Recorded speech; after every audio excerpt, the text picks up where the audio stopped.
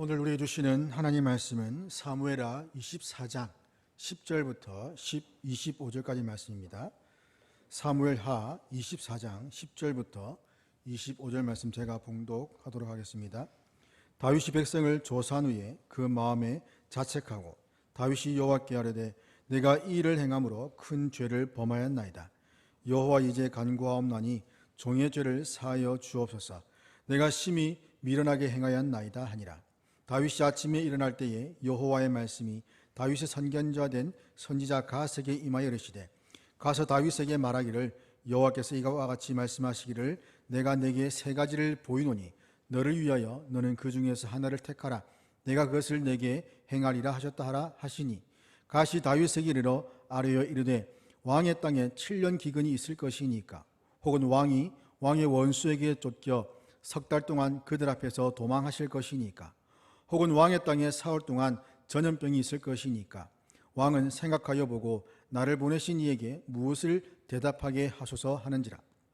이에 다윗이 갓에게 이르되 내가 고통 중에 있도다. 청하건대 여호와께서는 긍휼이 크시니 우리가 여호와의 손에 빠지고 내가 사람의 손에 빠지지 아니하기를 원하노라 하는지라. 이에 여호와께서 그 아침부터 정하신 때까지 전염병을 이스라엘에게 내리시니 단에서부터 브엘사바까지 백성의 죽은 자가 7만 명이라. 천사가 예루살렘을 향하여 그의 손을 들어 멸하려 하더니 여호와께서 이 재앙 내리심을 뉘우치사 백성을 멸하는 천사에게 이르시되 족하다. 이제는 내 손을 거두라 하시니 여호와의 사자가 여부스 사람 아라우나의 타작마당 곁에 있는지라. 다윗이 백성을 치는 천사를 보고 곧 여호와께 아뢰어 이르되 나는 범죄하였고 악을 행하였거니와 이 양무리는 무엇을 행하였나이까. 청하건대 주의 손으로 나와 내 아버지의 집을 치소서 하니라. 이날에 갓이 다윗에 이르러 그에게 아뢰되 올라가서 여부스 사람 아라우나의 타작마당에서 여호와를 위하여 제단을 쌓으소서 하며 다윗이 여호와께서 명령하신 바 갓의 말대로 올라가니라. 아라우나가 바라보다가 왕과 그의 부하들이 자기를 향하여 건너옴을 보고 나가서 왕 앞에서 얼굴을 땅에 대고 절하며 이르되 어찌하여 내 주 왕께서 종에게 임하시나이까니 다윗이 이르되 내게서 타작마당을 사서 여호와께 제단을 쌓아 백성에게 내리는 재앙을 그치게 하려 함이라 하는지라. 아라우나가 다윗에게 이르되 원하건대 내 주 왕은 좋게 여기시는 대로 취하여 드리소서. 번제에 대하여는 소가 있고 뗄 나무에 대하여는 마당질하는 도구와 소의 멍에가 있나이다. 왕이여 아라우나가 이것을 다 왕께 드리나이다 하고 또 왕께 아뢰되 왕의 하나님 여호와께서 왕을 기쁘게 받으시기를 원하나이다. 왕이 아라우나에게 이르되 그렇지 아니하다. 내가 값을 주고 내게서 사리라. 값없이는 내 하나님 여호와께 번제를 드리지 아니하리라 하고 다윗이 은 50세겔로 타작마당과 소를 사고 그곳에서 여호와를 위하여 제단을 쌓고 번제와 화목제를 드렸더니 이에 여호와께서 그 땅을 위한 기도를 들으심에 이스라엘에게 내리는 재앙이 그쳤더라. 아멘. 기도하겠습니다. 살아계신 하나님, 감사를 드립니다. 하나님의 말씀을 듣기를 원합니다. 종을 감추어 주시고 하나님의 말씀만 드러나게 하여 주옵소서. 하나님, 이 용호남 교회를 축복하여 주시기를 원합니다. 하나님의 합한 종을 세우셔서 교회를 위로하시기를 원합니다. 교회를 은혜의 강가로 인도하시기를 원합니다. 오직 하나님께 맡겨드립니다. 이 모든 말씀을 우리 구주 예수님의 이름으로 기도드립니다. 아멘. 만나서 반갑습니다. 인사를 길게 하지 않겠습니다. 설교니까요. 다윗이 인구조사를 하게 되었습니다. 한 나라의 왕이 인구조사를 해서 군사를 얼마나 징집하며 세금을 얼마나 거둘 수 있을지 이게 측정하는 것은 그렇게 큰 나쁜 일은 아닌 것 같습니다. 모든 왕들이 다 하는 일이니까요. 그런데 오늘 본문의 다윗이 인구조사를 한 이 사건에 대해서 하나님은 크게 진노하십니다. 그리고 다윗 자신도 내가 정말 잘못했구나, 내가 하나님께 큰 죄를 지었구나, 그렇게 고백합니다. 도대체 다윗의 인구조사가 뭐 그리 큰 잘못입니까? 이제 들여다보면 이런 것이 있습니다. 다윗이 지금 인구조사를 하는 이때가 언제냐면 인생의 말년입니다. 이제 다윗의 인생에 전쟁도 그쳤고 사울이 자기를 쫓아오는 수많은 그 아픔의 세월들도 이제 다 뒤로 하고 평안히 왕궁에 거하고 있을 때입니다. 평안히 왕궁에 거하고 있다 보니까 자기가 일군 이 나라, 자기가 일군 나라가 아니죠. 하나님이 일구어 주신 나라죠. 그런데 이 나라를 내 나라라고 생각하고 내가 이 나라의 미래를 어떻게 할꼬 하는 그런 걱정이 생깁니다. 이 나라의 평안과 안정을 한번 움켜쥐고 싶은 거예요. 그리고는 자기가 이 나라를 한번 컨트롤하고 싶은 마음이 생깁니다. 그것이 하나님 앞에 죄라는 것입니다.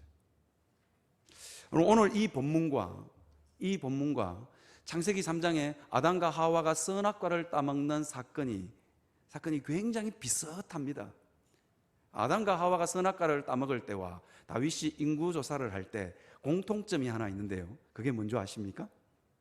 그게 뭐냐면 이겁니다. 하나님을 망각했다는 겁니다. 하나님의 살아계심을 망각했다는 것입니다. 선악과를 따먹을 때 아담과 하와의 마음에 하나님이 없었고요. 그 다음에 인구조사를 명령한 다윗의 마음에도 하나님이 없습니다. 내 힘으로, 내 생각대로 내가 한번 이 백성을 움켜쥐고 그리고 이 나라를 한번 다스려 보리라. 내가 하나님이 사라지고 내가 강조되는 순간 다윗에게 불안의 폭풍우가 밀려옵니다. 한없는 불안의 폭풍우가 몰려옵니다. 창세기 3장도요. 알다라는 히브리 동사를 사용하고 있고요. 내가 선악과를 따먹고 선악을 알아 하나님과 같이 되겠다 할 때 그때 그 알다 히브리 동사 야다를 사용하고 있습니다.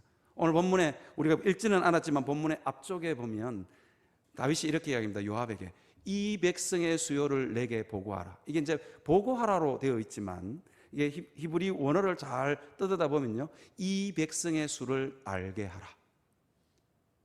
불안을 잠그기 위해서 뭔가 알아야 된다는 거예요. 알아야 면장을 하죠.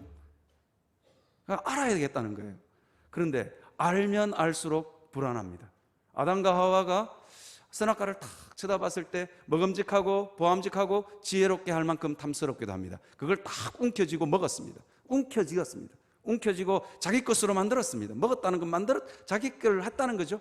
그런데 더 불안합니다. 선악을 판단하는 지식과 지혜를 얻었습니다. 그런데 더 불안합니다. 판단할 수 있는 능력이 생기니까 어떤 문제가 생기냐면 한없이 무능력한 자기 자신을 볼 수 있는 능력도 생긴 거예요. 그러니까 불안해지는 겁니다. 오늘 본문의 다윗도 마찬가지입니다. 다윗이 가진 것이 없어서 불안한 것 아닙니다. 다윗의 나라의 국가는 넉넉합니다. 그걸 어디서 알 수 있느냐? 다윗이 자기 아들에게 성전 지으라고 금 3천 달란트, 은 7천 달란트. 이게요, 계산해 보니까요, 금이 9톤, 은이 21톤입니다. 성전 지으라고만 떼어놓는 게 그 정도 됩니다. 그 나머지는 더 있었겠죠. 그러니까 나라의 국가는 넉넉하고, 그 다음에 군사의 수도 넉넉했습니다. 인구조사를 다 하고 돌아와서 군사의 수를 합쳐보니까요, 130만입니다. 다윗이 나라를 처음 시작할 때 아둘람굴에서 자기에게 있는 군사가 얼마냐? 400명이었어요. 400명이 130만이 되었으니까 군사의 수도 넉넉합니다. 거기에다가 다윗이 인생 노하우가 없느냐? 다윗은 백전노장 아닙니까? 수많은 전쟁터를 떠돌아다닌 왕, 수 없는 쫓김에도 그는 그 모든 세월들을 이겨낸 백전노장입니다. 그런데 그가 지금 불안해하고 있습니다. 불안의 폭풍우가 밀려와서 나 백성의 숫자를 알아야 되겠다. 그 판단을 하고 있는 거예요. 하나님이 없습니다. 여러분, 우리의 불안의 폭풍우가 몰려오는 원인이, 우리는 사단은 끊임없이 우리에게 이렇게 숨깁니다. 돈이 없었어, 배운 게 없었어, 능력이 없었어, 인맥이 없었어, 뭐가 없었어 자꾸 불안하다고 가르칩니다. 그런데 실제로는 그렇지 않습니다. 움켜쥐면 움켜질수록 먹음직하고 보암직하고 지혜롭게 할 만큼 다소한 선악과 움켜쥐면 움찔수록 더 불안해지는 겁니다. 이게 더 많이 알면 알수록요, 무능력한 자기 자신, 세상 앞에서 한없이 초라한 내 자신을 발견할 뿐입니다. 그러면 불안의 원인은요, 불안의 더 근본적인 원인이 있다는 거죠. 그게 뭐냐?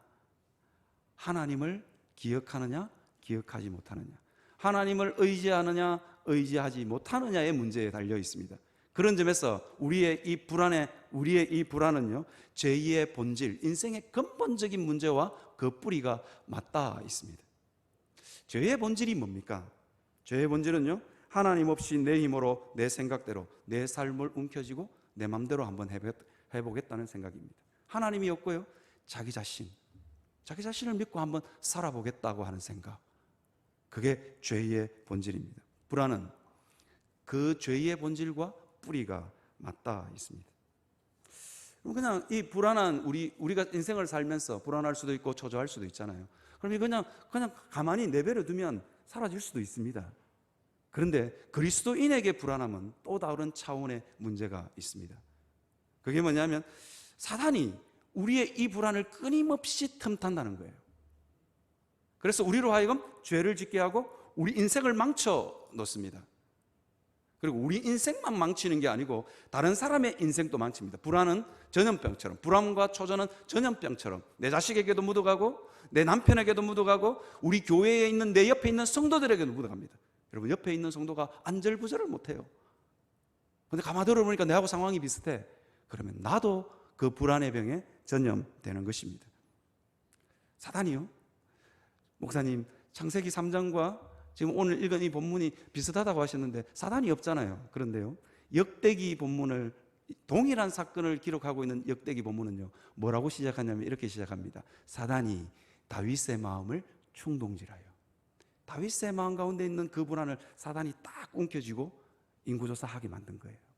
너 하나님 없이 한번 평안해봐. 너 하나님 없이 네 인생을 네가 움켜쥐어야 평안하지. 네 인생 네 맘대로 한번 경영하고 운전해봐야 평안한 거야. 그렇게 유혹하고 있는 것입니다. 사단은 불안을 통해서 우리 인생 가운데, 우리의 마음 한가운데로 이렇게 비집고 들어와서 우리 인생을 망쳐놓고 우리의 가정을 망쳐놓고 우리의 자녀를 망쳐놓습니다.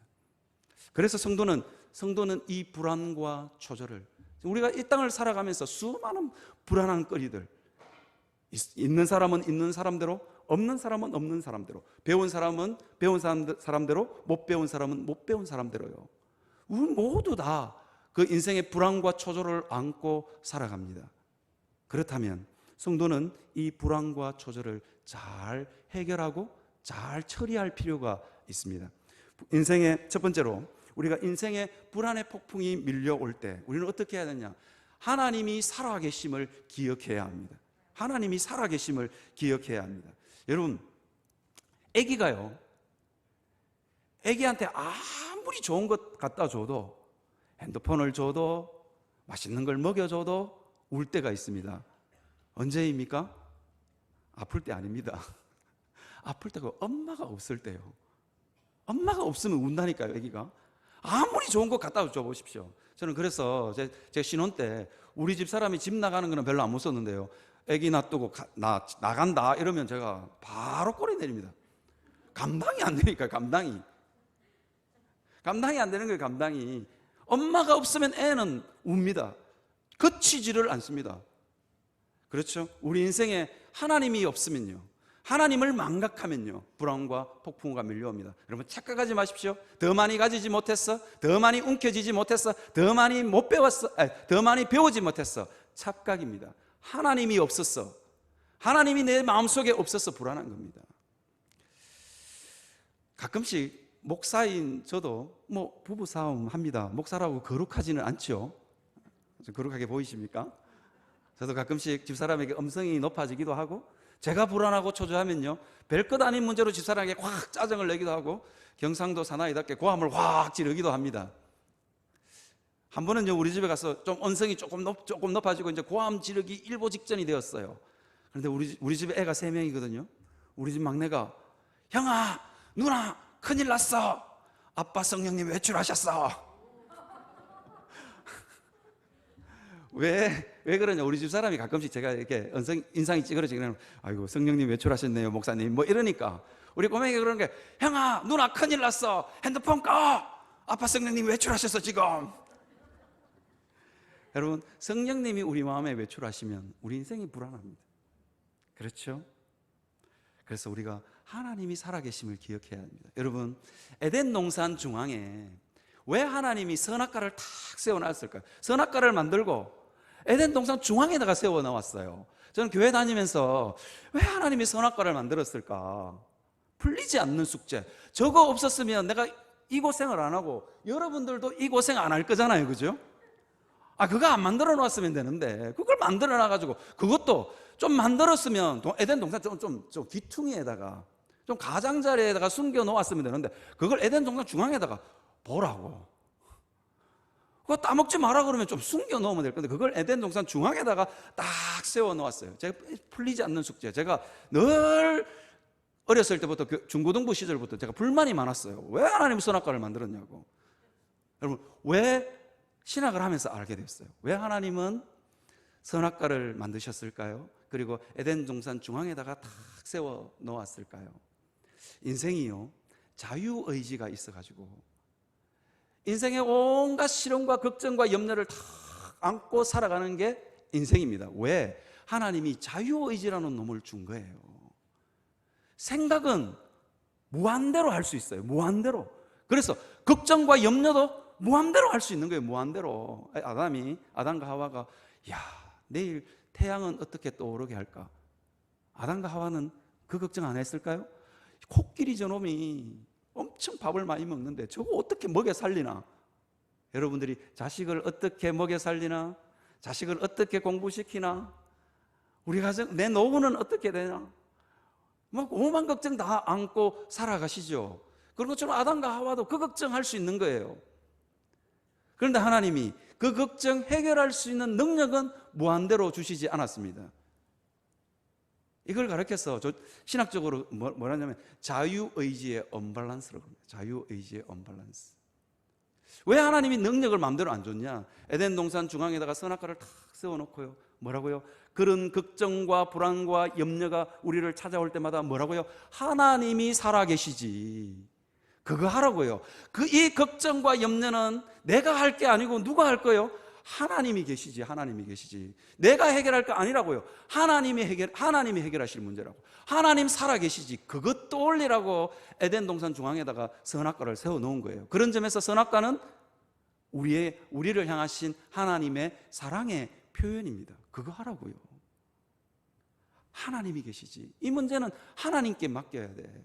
그러면 아담과 하와의 마음속에 불안과 초조함이 싹 사라지기 시작하는 겁니다. 그러려고 에덴 동산 중앙에다가 선악과 세워 놓으신 겁니다. 여러분, 인생의 파고가 밀려올 때마다, 가정의 우환이 터질 때마다 여러분 하나님을 기억하시기를 바랍니다. 여러분 있잖아요. 제가 어느 권사님이 이런 이야기를 하더라고요. 어느 분이 사업이 쫄딱 망했대요. 완전히 망해도 그렇게 망할 수가 없대요. 그래서 보따리 하나 짊어지고 차자식 데리고 자기 부모님 집으로 들어가게 되었어요. 들어가자마자 거실에 앉아가지고 퍼질러 울었어요. 그 40대 가장이 퍼질러 울었어요. 부엌에서 밥하고 있던 권사님이 국자를 팍 집어 던지면서 한마디 했어요. 야, 이놈의 쏘나. 여기서 이 소는 영어의 손이 아닙니다. 경상도에서 아들을 낮추어 부를 때 하는 말입니다. 저는 우리 아버님이 저보고 자꾸 이놈의 쏘나 그러더라고요. 제가 중학교 때 그런 생각을 했어요. 우리 아버님은 영어를 안 배우셨는데 자꾸 왜 나를 손이라 그럴까 그랬는데 알고 보니까 아들을 낮추어 부르는 말이 이놈의 손입니다. 그죠? 야, 이놈의 손아, 하나님이 돌아가셨나? 왜 이렇게 울고불고 난리야? 그래서 어머니 권사님이 고함을 팍 지릅니다. 여러분, 왜 울고불고 난리야? 이게 제가 설교 시간에서 그냥 울고불고 난리야라고 했는데 설교 시간에 차마 하지 못했어. 그 앞에다가 난리 앞에다가 첫자를 붙이면 딱 맞습니다. 자, 한번 생각해 보시죠. 왜 울고불고 난리야? 그 다음에 첫자를 붙이고요, 난리야! 이렇게 어머니가 고함을 확 지르는 거예요. 아들이 정신이 번쩍 드는 거예요. 하나님이 살아계십니다. 그 하나님이 살아계시다는 그것만으로 아들이 한번 살아갈 힘과 용기가 생기더래요. 그렇죠? 우리가 믿는 하나님은 졸지도 주무시지도 않고 우리를 눈동자와 같이 지키시는 분입니다. 우리가 인생 저 밑바닥에도 내려갔을 때도 하나님은 우리를 지키시는 분입니다.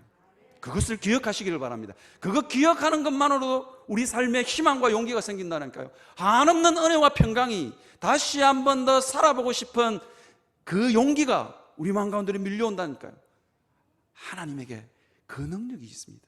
여러분, 인생의 불안의 폭풍우가 밀려올 때마다 여러분 살아계신 하나님을 기억하시는 여러분들 되시기를 바랍니다. 두 번째는 뭐냐면 인생의 불안의 폭풍이 밀려올 때 하나님께 나를 맡기시는 여러분들 되시기를 바랍니다. 갓 선지자가 다윗을 찾아왔어요. 인구조사를 다 하고. 그리고 다윗이 뭐라 그러냐면 이 갓 선지자 찾아오기 전에 다윗이 뭐라냐면 내가 정말 잘못했습니다.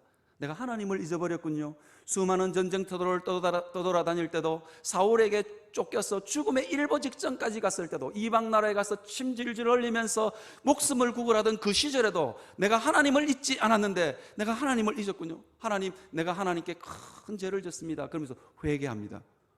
회개하고 나서 갓 선지자가 찾아옵니다.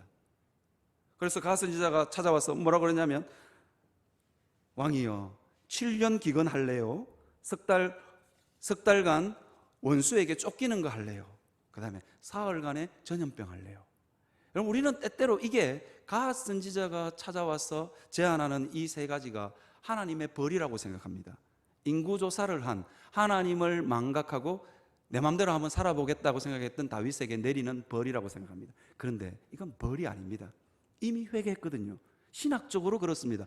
회개한 사람에게 하나님이 벌을 내릴 수 있습니까? 그렇지 않다니까요.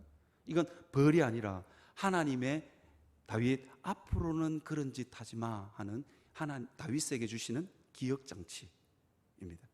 애기들이 가끔씩 그러잖아요. 애기들이 가끔씩 뜨거운 이 꼬물꼬물 기는 애기가 뜨거운 주전자인지도 모르고 뜨거운 국인지도 모르고 자꾸 손대잖아요. 그죠? 그런 애기 안 키워보셨습니까? 자꾸 손대잖아요. 그죠? 그럴 때 지혜로운 엄마는요, 그 애기 손 딱 잡고 뜨거운 주전자나 뜨거운 국에다가 살짝 대줍니다. 그럼 애기가 깜짝 놀랍니다. 그리고는 그 다음부터는 절대로 그거 안 됩니다. 그죠? 뜨거운 주전자, 뜨거운 국에다가 손 안 댑니다. 기억하라고요. 하나님이 내리시는 건 벌이 아니라 기억하라고요. 그런데 여러분, 7년 기간, 석 달간 원수에게 쫓기고 아니면 사흘간의 전염병. 여러분 같으면 뭘 선택하시겠습니까? 오늘 저녁에 여러분들에게 갓 선지자가 찾아왔어요. 택하라고. 그럼 뭘 택하게요? 학자들은 이것으로 보는 경제적인 손해, 인명의 손실, 이건 비슷하다고 부릅니다. 7년간에 대한 환란이든 석 달간의 원수에게 쫓겨든 사흘간의 전염병으로 죽는 숫자가 비슷했을 거라고 생각합니다. 경제적인 손실도 비슷했을 거라고 생각합니다. 그런데 여러분 같으면 이게 선택의 기준이 뭡니까? 세 가지 중에 뭘 선택하시겠습니까? 다윗이 가만히 생각해 보는 거예요. 왜 다윗이 사흘간의 전염병을 선택하느냐? 그 이유가 오늘 본문 14절에 보면 잘 나타나 있습니다. 한번 띄워주시겠습니까? 오늘 본문 14절에 보면요, 다윗이 갓에게 이르되 내가 고통 중에 있다. 괴로운 거예요. 세 가지 중에 괴롭지 않은 게 없습니다. 청하건대 여호와께서는 국률이 크시니 우리가 여호와의 손에 빠지고 사람의 손에 빠지지 아니하기를 원하노라. 이것이 다윗의 고백입니다.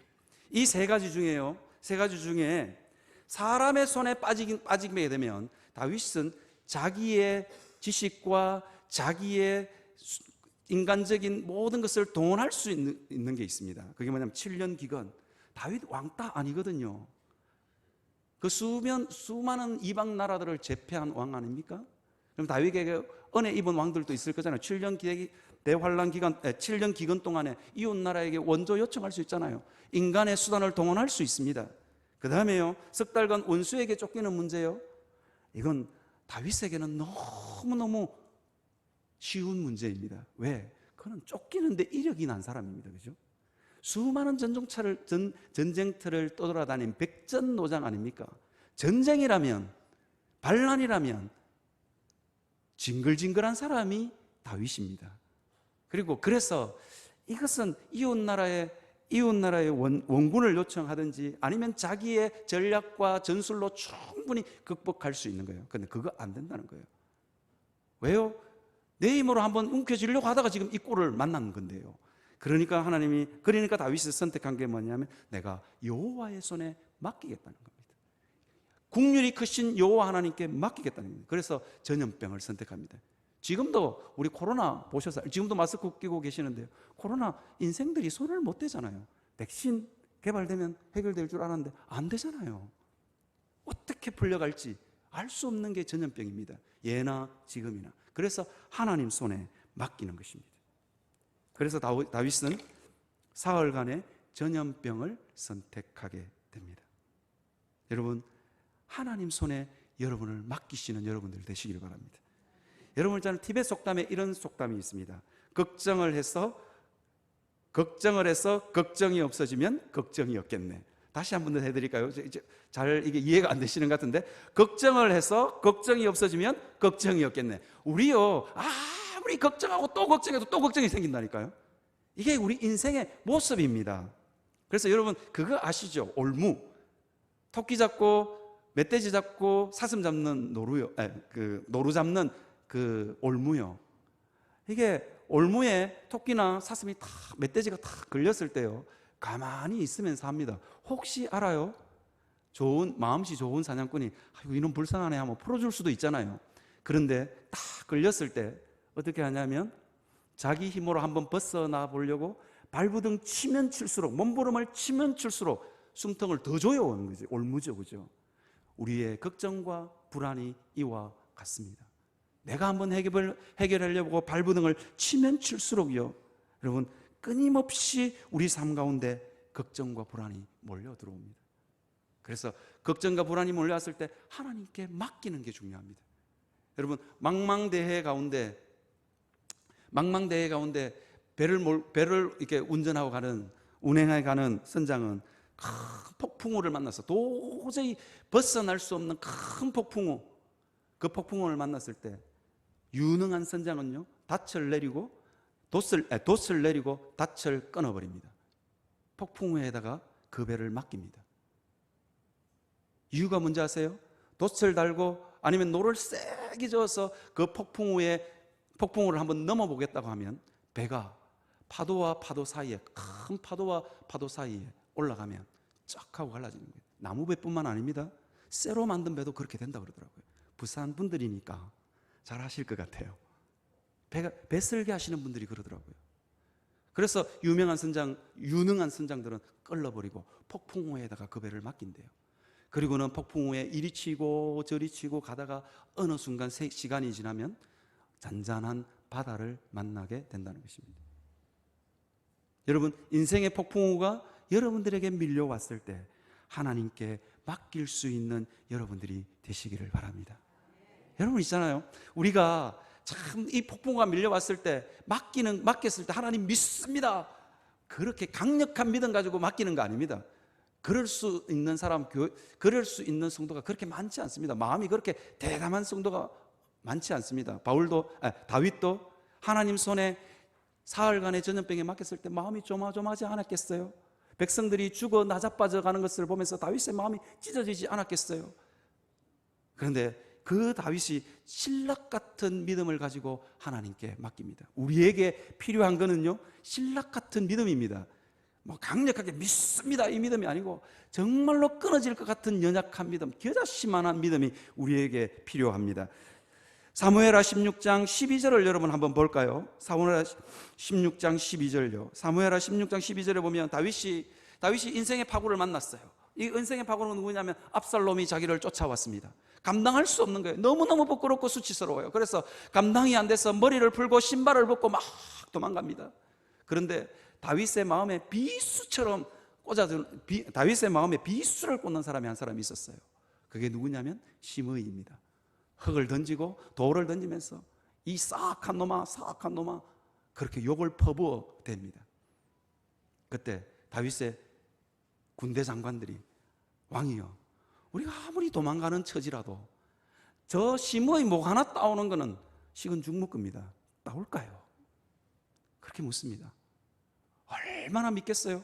아들에게 쫓겨서 머리를 풀고 신발도 안 신고 도망가는 그 다윗의 마음이 얼마나 비통하겠어요? 거기다가 마음을 후벼 파는 시므이를 보면서 다윗이 밉지 않았겠어요? 한 번만 다시 띄워주시겠습니까?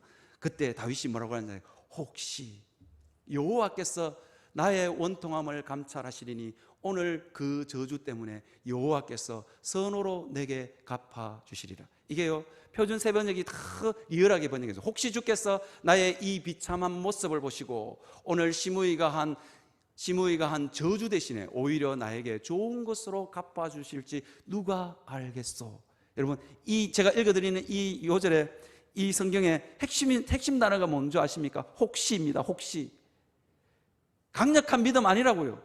혹시 하나님이 그 믿음 가지고 내 인생의 불안과 우리 집안의 모든 그 삶의 위기들을 하나님께 한번 맡겨보는 겁니다. 혹시나가 나중에는 역시나가 된다니까요. 그 이유가 무엇입니까? 하나님이 살아 계시기 때문입니다. 그죠? 하나님이 살아 계시기 때문입니다. 우리의 혹시나를 기억하고 역시나로 바꾸어 주실 하나님이 살아 계시기 때문입니다. 그래서 여러분 교회에서 여러분들 마음을 너무 아프게 하는 김집사님 죄송합니다. 김집사님, 박집사님 그런 분들 보고는 너무 원통해하고 막 집에서 잠을 못 자고 그러지 마십시오.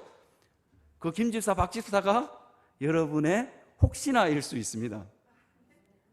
그 사람 때문에 그 사람이 여러분들의 복의 통로가 될 수 있다니까요. 그래서 김집사, 박집사 그 다음 주에 만나거든 한번 웃어줄 수 있는 여유 필요하다니까요. 그분을 통해서 혹시나 하나님이 여러분들을 역시나로 바꾸어 주신다니까요.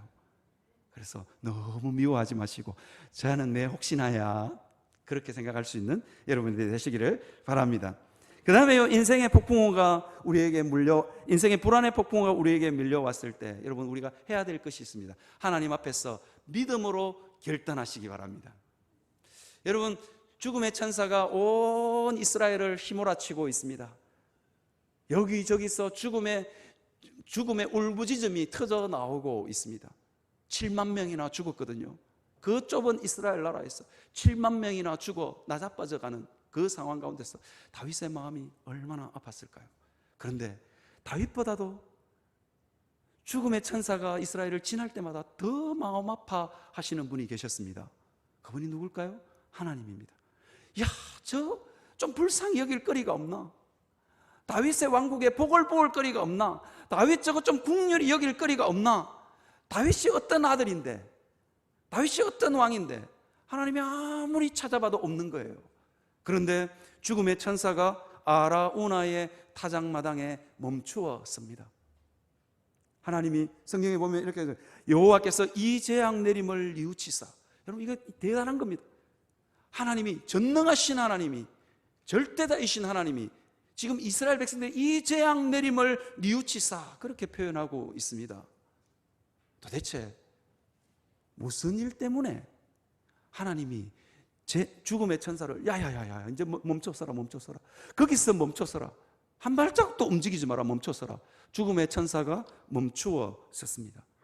도대체 그곳이 어떤 곳이길래 거기에 뭐 꿀이 붙었습니까? 아니면 거기에 뭐 좌석이 있습니까? 죽음의 천사가 한 발짝도 꼼짝 못하고 멈추어 섰습니다. 그것이 도대체 어떤 곳이길래 이 일이 일어났을까요? 이곳은 어떤 곳이냐면요, 아브라함이 자기 하나밖에 없는 아들 이삭을 모리아 산에서 바쳤던 그곳입니다. 하나님이 이스라엘 백성에게, 다윗에게 복을 붓고 국류를 베풀어 줄 만한 끈덕지를 자꾸 또 찾았는데 없는 거예요. 그러니까 하나님이 어떻게 하신다고요? 그러니까 하나님이 어떻게 하시냐니까 1000년도 더 된 그 사건을 기억하는 거예요.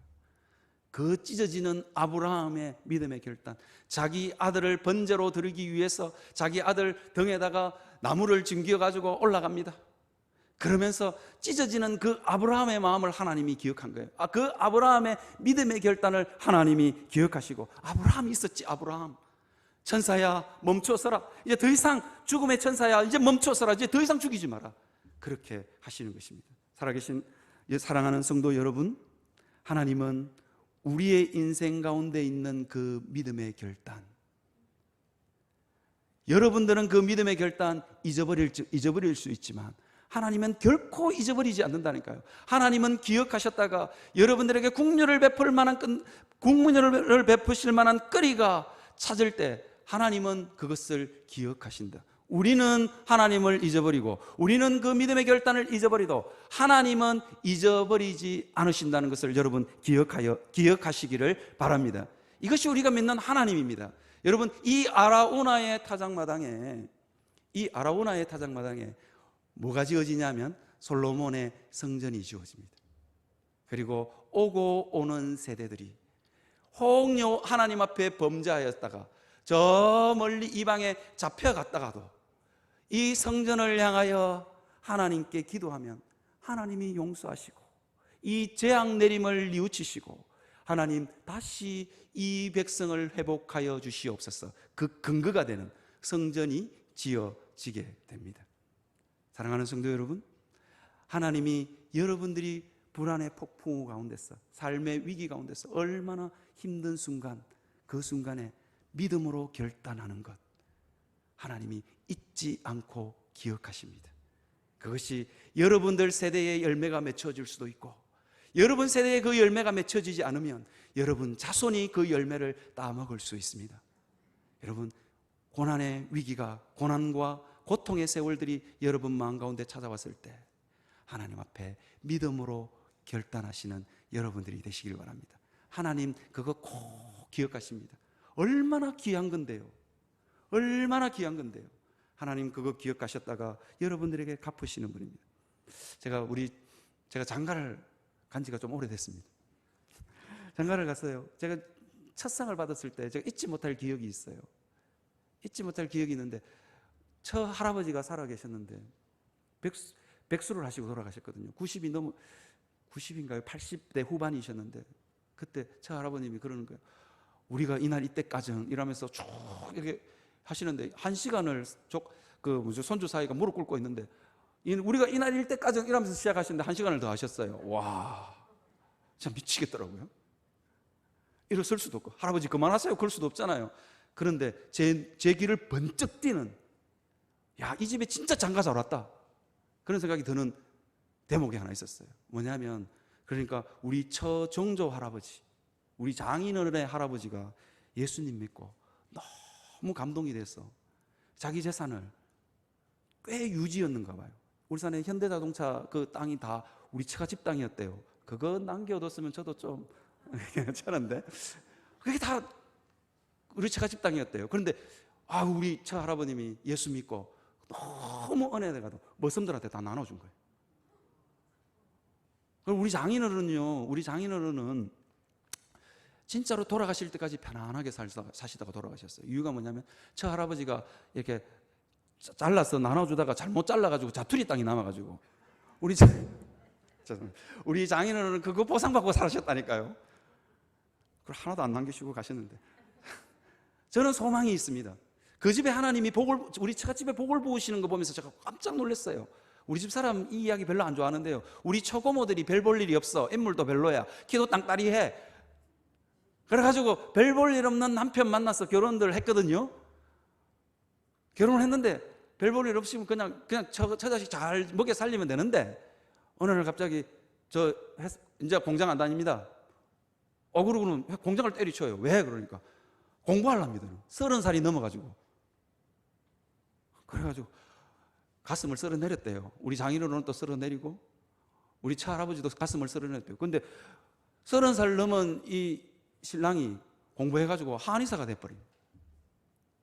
그리고는 울산에서 강기약 제일 잘 짓는 장로님 기독 한의사로 떠가지고 얼마나 돈을 버셨는지. 우리 처고분이 그러더라고요. 잘 벌 때는 하루 그 진료 마치고 돈을 자루에다가 넣어가지고 셀 틈도 없이 베고 자고 그 다음날 아침에 은행에 갖다 줘요. 그 복이 어디서 왔느냐?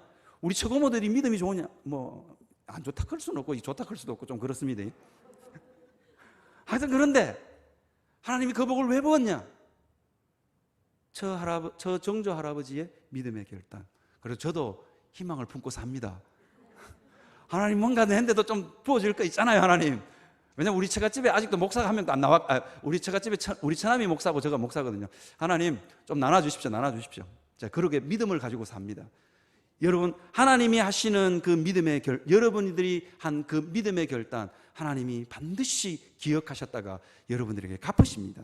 그래서 마태복음 10장 42절에 보면까요, 또 누구든지 이거 제 말 아닙니다. 또 누구든지 제자의 이름으로 이 작은 자 하나에게 냉수 한 그릇이라도 주는 자는 내가 진실로 너희에게 이르노니 이 사람이 결탄코 상을 잃지 아니하리라. 아멘입니다. 그죠? 냉수 한 그릇도 기억하시는 하나님이 여러분들의 믿음의 결단을 안 기억하시겠어요? 눈물의 세월들, 그 눈물과 고통의 세월 가운데 했던 그 믿음의 결단, 하나님이 꼭 기억하셨다가 갚으시는 분입니다. 그 하나님을 믿고 살아가시길 바랍니다. 그런데 내가 여기까지 설교를 하고 나니까 성도들이, 목사님, 나는 그런 믿음의 조상도 없고 믿음의 부모도 없고 나는 성격이 별로 강단이 없어가지고 믿음의 결단할 강단도 없습니다. 그런 분들에게 제가 권면드리고 싶습니다. 누가 있습니까? 예수 그리스도요. 우리에게는 예수 그리스도가 있다고요. 십자가를 앞에 두고 피가 땀이 되도록 하나님 이 잔을 내게서 옮겨주십시오. 그렇게 기도하다가 하나님, 그러나 내 뜻대로 마옵시고 아버지의 원대로 하옵소서 했던 그 예수 그리스도요. 그 십자가를 지셨던 예수님이 지금 하나님 보좌 우편에 앉아 계시다니까요. 이게 별로 일부 때 제가 설교하니까 이게 사실 설교의 핵심인데 별로 감동을 안 하셔서 제가 이렇게 좀 표현해, 좀 리얼하게 표현을 해드릴게요. 예수님이 두 눈 시퍼렇게 하나님 보좌 우편에 살아 계시다니까요. 여러분들에게 재앙을 내리려고 할 때마다 여러분들에게 국률의 건덕지를 차려고 이렇게 보는데 없어. 그런데 예수님이 하나님 보좌 우편에 두 눈 시퍼렇게 살아 계시다니까요. 그 예수님 보고 여러분들에게 복을 붓고 여러분들을 국률이 여기신다니까요. 여러분, 그 예수님 믿고 은혜의 보좌로 담대히 나아갈 수 있는 여러분들이 되시기를 바랍니다. 이게 성도들이 은혜의 보좌로 담대히 나아가는 거, 이거 자꾸 뭐 담대히 나가는 게 뭔지 잘 모르는데 제가 아주 쉽게 해석해 드릴게요. 뻔뻔스럽게 나가는 겁니다. 내 마음속에 여전히 죄가 있고 내 마음속에 여전히 연약함이 있고 그래서 하나님 앞에 나갈 수 있는 염치도 없어. 그럴 때요, 뭐 한다고요? 뻔뻔스럽게 하나님 앞에 나아가는 겁니다. 우리 집에 아이가 3명 있다고 말씀드렸죠. 우리 집에 아이 중에 하나가 진짜 명물이 하나 있어요. 명물이. 왜 명물이냐면요, 다른 애들은 야단치고 나면 꼭 털어져가지고 지방에 꼭 틀어박혀 있는데 저나 우리 집 사람이 야단을 심하게 쳤는데 이놈은 잘 기도도 안 죽고 이러니까 야단을 심하게 쳐요. 근데 야단 심하고 눈 뚜둑뚜둑 걸리고 와가지고 한 10분도 안 돼가지고 다시 돌아와가지고 뭐라는 줄 아세요? 싹 웃으면서, 엄마 게임 10분만 하면 안 돼. 야, 이거 명물입니다, 명물. 그런데요, 그렇게 화가 났더라도 살래살래 웃으면서 와가지고 엄마 10분만 하면 안 돼 이러면 그 화냈던 엄마도 웃어버려. 어이가 없어서 웃기도 하고, 하여튼 부모의 마음을 살살 녹이는 거예요. 얼마나 뻔뻔스러운지. 여러분, 그렇게 하나님 앞에 나아가는 겁니다. 여러분에게 공로가 없어도 누구의 공로 의지해서 나간다고요? 예수 그리스도의 공로 의지해서. 여러분, 은혜의 보좌로 담대히 나아갈 수 있는 여러분들이 되시기를 주의 이름으로 축원합니다. 이 시간 잠시 기도하겠습니다. 하나님, 우리에게는 아무 공로 없으나 예수 그리스도의 공로 의지하여 은혜의 보좌로 담대히 나아가는 영원함 교회 성도들 되게 하여 주시옵소서. 그래서 이 험악한 땅, 불안의 폭풍이 밀려오는 이 땅 한가운데서도 하나님의 위로를 경험하고 하나님의 긍휼을 경험할 수 있는 사랑하는 성도들 다 되게 하여 주시옵소서. 이 모든 말씀 우리 구주 예수님의 이름으로 기도드리옵나이다. 아멘.